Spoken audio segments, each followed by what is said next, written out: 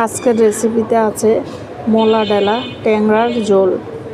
পেঁয়াজ কুচি, কাঁচামরিচ কুচি তেলের সাথে দিয়ে নেড়ে চেড়ে একটুখানি ভেজে নিচ্ছি। হলুদের গুঁড়া, লাল মরিচের গুঁড়া, ধনিয়ার গুঁড়া, জিরার গুঁড়া, স্বাদ মতো লবণ।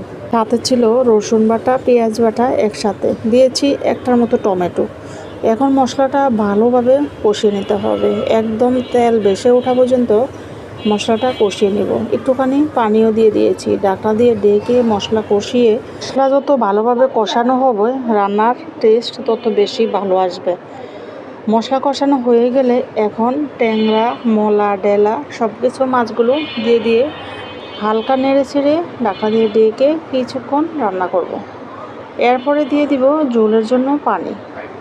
ঝোলের জন্য পানি দিয়ে ঢাকনা দিয়ে ঢেকে কিছুক্ষণ রান্না করলে হয়ে যাবে এই ট্যাংরা মাছের মজাদার ঝোল। এই ঝোলটা অনেক বেশি টেস্টি এবং মজাদার। ট্যাংরা মাছ তরতাজা এবং ঝোলটা খেতেও অনেক বেশি ভালো লাগে। মাঝে মাঝে এই ধরনের মাছগুলো অনেক বেশি ভালো লাগে।